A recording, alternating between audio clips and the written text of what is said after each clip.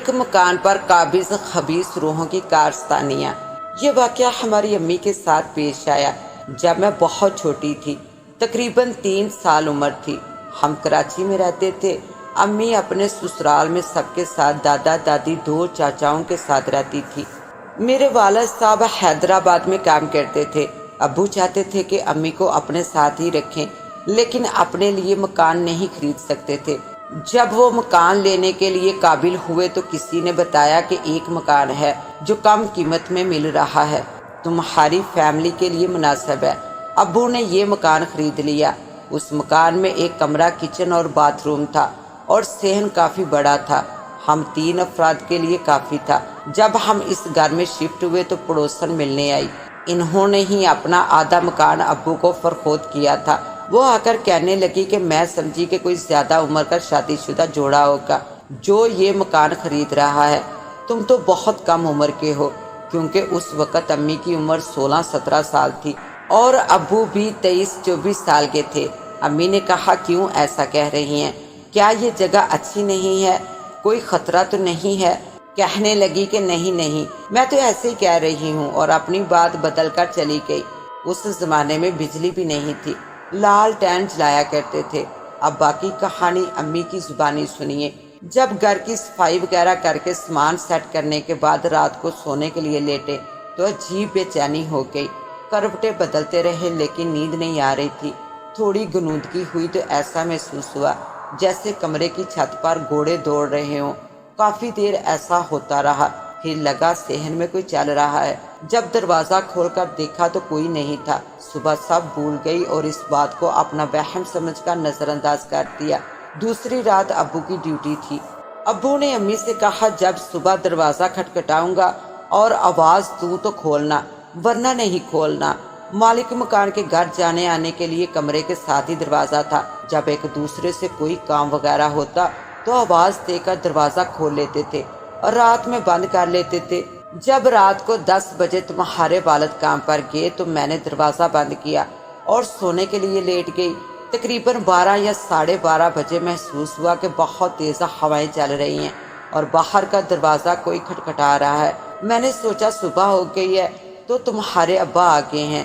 میں اٹھ کر کمرے کا دروازہ کھول کر باہر آئی۔ باہر آ کر دیکھا تو باہر اندھیرا تھا۔ پھر لالٹین اٹھا کر باہر آئی۔ دروازہ کھولا تو باہر کوئی نہیں تھا۔ میں نے دوبارہ دروازہ بند کیا اور لالٹین لے کر باتھ روم میں دیکھا۔ کچن میں گئی لیکن وہاں بھی کوئی نہ تھا۔ میں واپس آ کر لیٹ گئی۔ اس وقت مجھے تھوڑا سا خوف محسوس ہوا، پھر اس بات کو اپنا وہم سمجھ کر میں سو گئی۔ صبح میری پڑوسن آئی تو اس نے پوچھا کہ اکیلے نیند آ گئی تھی، ڈر تو نہیں لگا؟ میں نے کہا، نہیں، ڈر تو نہیں لگا، لیکن کچھ بے چینی میں رات گزری ہے۔ یہ کہہ کر میں نے رات کا واقعہ بتایا تو کہنے لگی، ڈرنے کی بات نہیں ہے، میلاد شریف، قرآن خوانی وغیرہ کروا لو، سب صحیح رہے گا۔ ویسے بھی تم نے اپنا نیا گھر خریدا ہے۔ اس گھر میں آئے مہینہ ہونے کو آیا تھا اور رات کو اکثر یہی ہوتا کہ گھر میں کوئی چل رہا ہے یا ہمارے کمرے سے نکل کر باتھ روم گیا ہے۔ کبھی عورت کے ہنسنے کی آواز آتی، کبھی چوڑیوں کے بجنے کی آواز ہوتی، کبھی بہت سارے لوگ عجیب سی زبان میں بات کرتے محسوس ہوتے، لیکن کچھ سمجھ میں نہیں آتا تھا۔ یہ سب کچھ تب ہوتا جب تمہارے ابو رات کی ڈیوٹی پر ہوتے۔ میں جب انہیں بتاتی تو بات ٹال دیتے، کہتے تم اکیلی ہوتی ہو اس لیے ایسا محسوس ہوتا ہے۔ مجھے کیوں نہیں محسوس ہوتا؟ یہ سن کر میں خاموش ہو جاتی۔ ایک دن ہماری رشتہ دار خاتون آئی جو میری بہنوں جیسی تھی۔ انہیں میں نے سب کچھ بتایا تو کہنے لگی، میں احمد سے کہوں گی کہ میلاد وغیرہ کروا لے۔ تمہارے ابو کو وہ نام لے کر مخاطب کرتی تھی، وہ انہیں چھوٹا بھائی سمجھتی تھی۔ آخر انہوں نے مردانہ میلاد کا پروگرام بنایا کہ جمعرات کو میلاد شریف کروانا ہے۔ عشاء کی نماز کے بعد میلاد شروع کیا گیا، لوگ آنا شروع ہوئے۔ میلاد پڑھنے والے نے ابھی درود شریف پڑھنا شروع ہی کیا تھا کہ اچانک ایک ٹڈا اڑتا ہوا آیا اور پڑھنے والے کے منہ کے گرد چکر لگانے لگا، جسے اس نے ہاتھ سے پکڑ کر پھینک دیا۔ پھر انہوں نے حمد نعت وغیرہ پڑھنا شروع کی تو نہ جانے کہاں سے بہت سارے ٹڈے نکل کر آگے اور پڑھنے والوں کے منہ سے ٹکراتے رہے، جس سے ان کا میلاد پڑھنا 2 بار ہو گیا۔ انہوں نے جلدی جلدی میلاد ختم کیا اور جاتے ہوئے ابو سے بولے، یہ تحفہ پکڑو۔ تمہارے ابو نے رومال ہاتھ میں پکڑ کر کھول کر دیکھا تو بہت سے ٹڈے نکل پڑے۔ میلاد پڑھنے والوں نے کہا کہ ایسا پہلی بار ہمارے ساتھ ہوا جو میلاد پڑھنے نہ دیا گیا۔ ہم لوگ میلاد پڑھتے ہوئے یہ ٹڈے بھی پکڑ پکڑ کے جمع کرتے رہے۔ اس وقت ہی وہ ٹڈے نظر آئے، پھر غائب ہو گئے۔ سب حیران تھے کہ میلاد کے وقت کہاں سے یہ ٹڈے آ گئے تھے، پھر کہاں غائب ہو گئے۔ میں جب رات کو سونے کے لیے لیٹی تو ایسا لگا کہ میرے جسم پر کسی نے بہت وزن رکھ دیا ہو۔ میری آواز بھی نہیں نکل رہی تھی، میں بولنا چاہتی تھی نہیں بول پا رہی تھی۔ میں نے دیکھا کہ اس کمرے میں بہت سے بچے جمع ہو رہے تھے جن کی عمر 10-12 سال کی ہوگی۔ وہ سب مجھے دیکھ کر ہنس رہے ہیں۔ ان کے سروں پر ہندوؤں والی چوٹی بندھی ہوئی تھی۔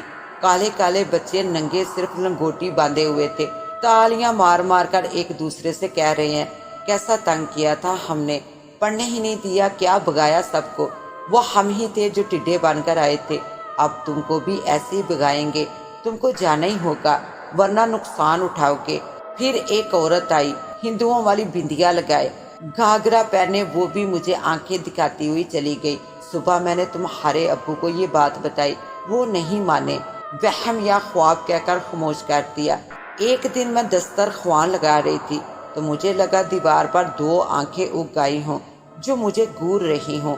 میں نے تمہارے ابو سے کہا مجھے ایسا لگ رہا ہے، تو کہنے لگے تمہیں تو وہم ہو گیا ہے۔ میں نے کہا آپ اپنے پیچھے دیوار پر دیکھیے، 2 آنکھیں نظر آ رہی ہیں۔ انہوں نے پیچھے دیکھا، کہنے لگے کہاں ہے، یہاں تو کوئی نہیں۔ میں نے کہا دیکھیے اتنی بڑی بڑی آنکھیں آپ کو نظر نہیں آ رہی، مجھے صاف نظر آ رہی ہیں۔ اس وقت مجھے محسوس ہوا کہ وہ تھوڑا ڈرے ہیں۔ دوسرے دن تمہارے ابو کمرے میں تھے اور میں کچن میں کام کر رہی تھی۔ کام ختم کر کے کمرے میں داخل ہوئی تو دیکھا تمہارے ابو کے پیچھے ایک کالا لمبا چوڑا لنگوٹی باندھے آدمی کھڑا ہے۔ میں ڈر کر پیچھے ہوئی اور چیخ کے بولی، دیکھو وہ کھڑا ہے۔ اس وقت بھی وہ بہت ڈر گئے، پیچھے مڑ کے دیکھا، انہیں کوئی نظر نہ آیا۔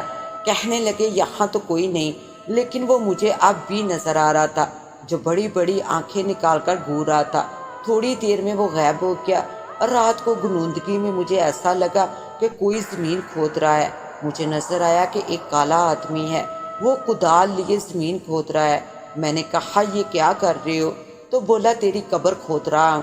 میں خوف زدہ ہو گئی اور اس سے کہنے لگی ایسا کیوں کر رہے ہو؟ تو اس نے کوئی جواب نہیں دیا اور زمین کھودتا رہا۔ کچھ دنوں تک ایسا ہی ہوتا رہا۔ پھر اچانک میری طبیعت خراب ہو گئی، مجھے کسی دوا سے فائدہ نہیں ہو رہا تھا اور دن بہ دن کمزوری ہوتی جا رہی تھی۔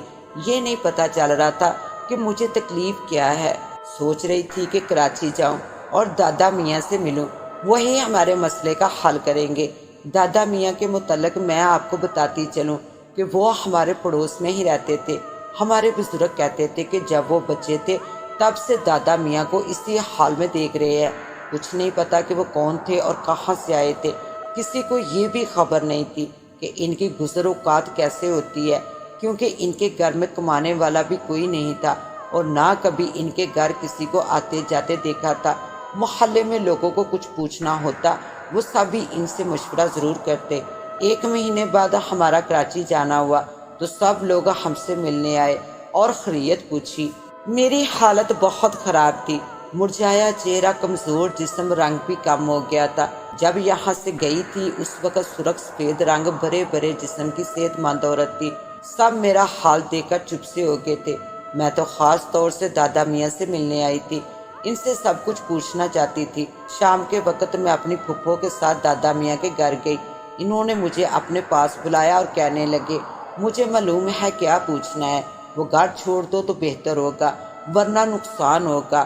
ہم نے کہا اتنی جلدی کیسے ممکن ہے، آپ کچھ کریں۔ اس زمانے میں قرآن پاک بھی نہیں پڑھی ہوئی تھی، جو کہ بعد میں پڑھا۔ کہنے لگے جب بھی کچھ نظر آئے درود شریف پڑھ لیا کرو، ہم بھی دیکھیں گے۔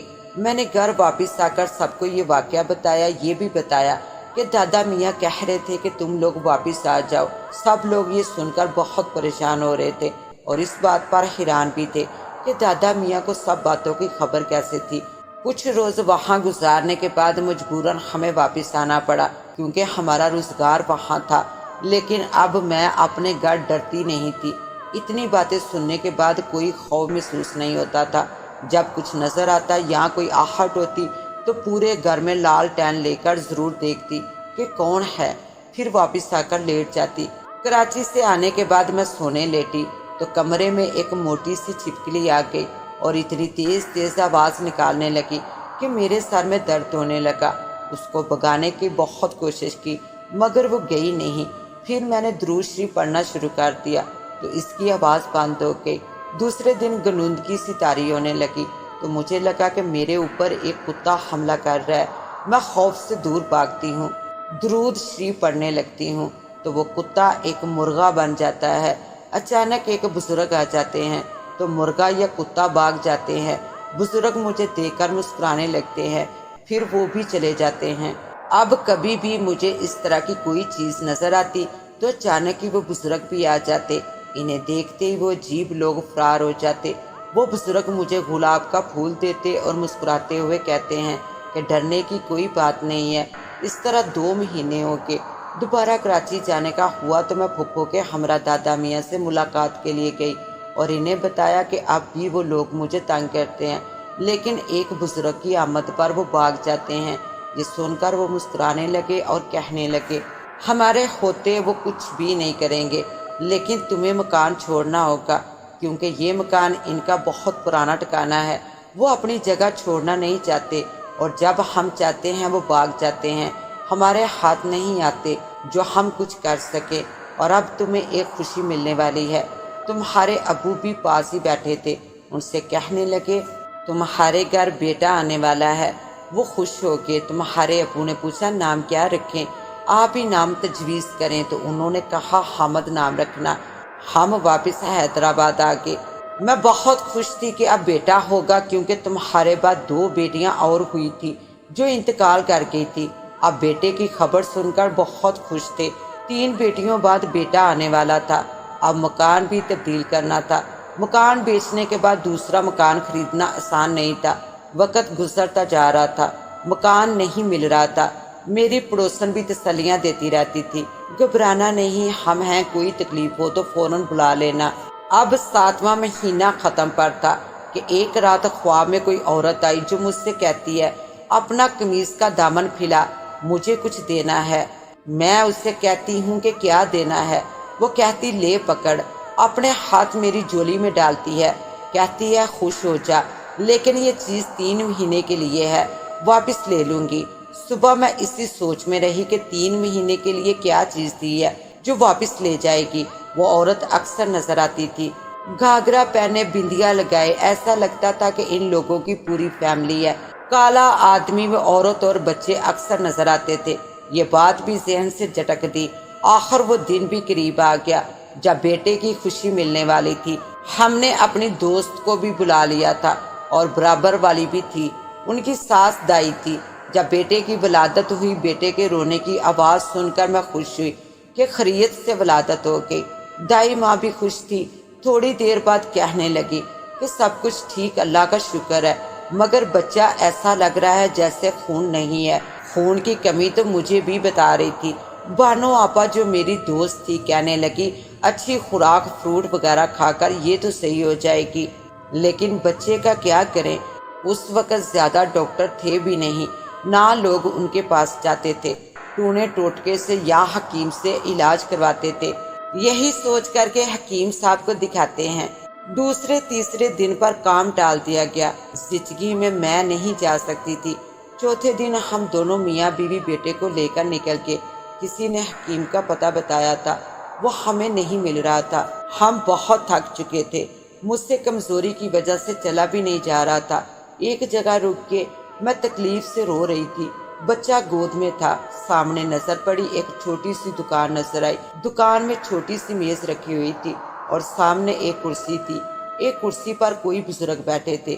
ہم ان کے پاس گئے اور ان سے حکیم کے بارے میں پوچھا۔ وہ کہنے لگے یہاں بیٹھ جاؤ۔ میں بیٹھ گئی۔ انہوں نے بچے کو دیکھا اور کچھ لکھنے لگے۔ کہنے لگے تمہیں باہر نہیں نکلنا چاہیے تھا، زچگی میں ہوا وغیرہ لگ جاتی ہے، گھر میں بیٹھو۔ اب تم 40 دن تک میرے پاس مت آنا، اپنے میاں کو بھیجنا، میں تمہیں تویز دوں گا، ابھی کچا تویز دوں گا، 40 دن کے بعد پکا تویز دوں گا، لیکن آج نہیں کل صبح اپنے میاں کو بھیجنا، ہم لوگ واپس کہہ رہا کہ صبح تمہارے ابو جانے لگے تو مجھ سے کہنے لگے میں بابا کے پاس جا رہا ہوں، تم آرام کرو۔ میں اٹھنے لگی تو مجھ سے اٹھا نہیں جا رہا تھا، وہ چلے کہ اب مجھ سے بولا بھی نہیں جا رہا تھا اور نہ اٹھا جا رہا تھا۔ مجھے ایسا لگ رہا تھا جیسے میں ایک بوجھ تلے دب گئی ہوں اور میرا گلا جکڑ لیا ہے، جس کی وجہ سے آواز بھی نہیں نکل رہی تھی۔ آنکھیں کھلی تھی، سب دیکھ رہی تھی اور محسوس کر رہی تھی، مگر کچھ کر نہیں سکتی تھی۔ تھوڑی دیر میں میری پڑوسن کچھ لینے آئی، وہ کوئی چیز مانگ رہی تھی۔ اس نے مجھے دیکھا کہ یہ کچھ بول نہیں رہی اور ٹکر ٹکر دیکھ رہی ہے، تو وہ بھی گھبرا کر چلی گئی۔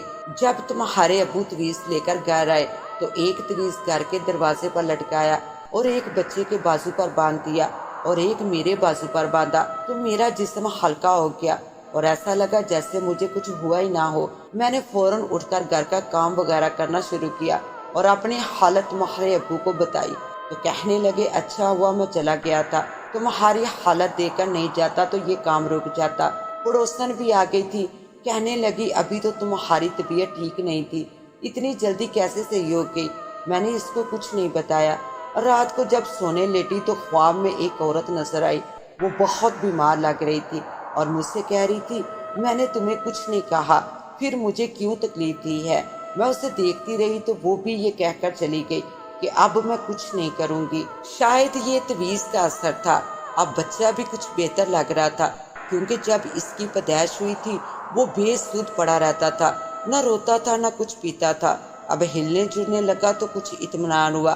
تھوڑے دن سکون سے گزرے تھے کہ اچانک اس کی طبیعت خراب ہو گئی۔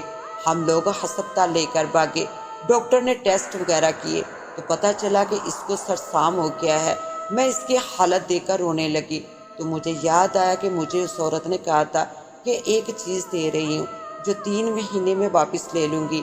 یہ خیال آتے ہی مجھے رونا آ رہا تھا، مجھے لگ رہا تھا کہ اب یہ نہیں بچے گا۔ سوچ رہی تھی کاش یہ گھر ہم چھوڑ ہی دیتے۔ دوبارہ دادا میاں سے ملے تھے، تب بھی انہوں نے یہ گھر چھوڑنے کے لیے کہا تھا۔ 3 بیٹیوں کے بعد یہ بیٹا اللہ نے دیا تھا، اس سے زیادہ میرے لیے کچھ نہیں تھا۔ اب ہم نے گھر چھوڑنے کا فیصلہ کر لیا تھا۔ تمہارے ابو دوبارہ ان بزرگ کے پاس گئے، جس جگہ پر وہ ملے تھے انہیں وہ جگہ تو مل گئی تھی لیکن وہ کوٹری نہیں مل رہی تھی۔ لوگوں سے پوچھا وہ بھی نہیں بتا سکے، کہنے لگے ہم کافی عرصے سے یہاں ہیں، ہم نے تو یہاں کوئی بزرگ نہیں دیکھا۔ تمہارے ابا تھک ہار کر واپس آ گئے۔ اس وقت ڈاکٹروں نے بتایا کہ بچے کی حالت خطرے سے باہر ہے، 1.25 مہینہ بھی ہو چکا تھا اور بچہ بھی صحیح ہو گیا تھا۔ ہسپتال میں ہم لوگ فیصلہ کر چکے تھے کہ اب ہم گھر نہیں جائیں گے، واپس کراچی چلے جائیں گے۔ ہم کراچی آگے وہ گھر بھی چھوڑا اور کراچی میں اپنا کاروبار شروع کیا۔ دونوں دیور بھی کاروبار میں شامل ہو گئے اور سب اپنے اپنے کاروبار اور گھر میں مصروف ہو گئے۔ اب میرے 5 بیٹے اور 4 بیٹیاں ہیں جو اپنے گھر آباد ہیں۔ حیدرآباد کے اس علاقے میں فلیٹ بن گئے ہیں۔ سب کہتے تھے پاکستان بنا تھا تو اس جگہ پر ہندوؤں کا مرگڑ تھا، پاکستان بننے کے بعد یہاں گورنمنٹ نے کوارٹر بنا دیے تھے، اس لیے وہ جگہ خبیث روحوں کا مسکن تھی جو یہ جگہ چھوڑنے پر آمادہ نہیں تھی۔ اب کیا حال ہے وہاں کا نہیں معلوم، کسی کو پتا ہو تو ضرور بتائیے۔ اس کے ساتھ ہی اب مجھے دے اجازت، ملتے ہیں انشاءاللہ ایک نیو کہانی کے ساتھ، تب تک کے لیے اللہ نگہبان۔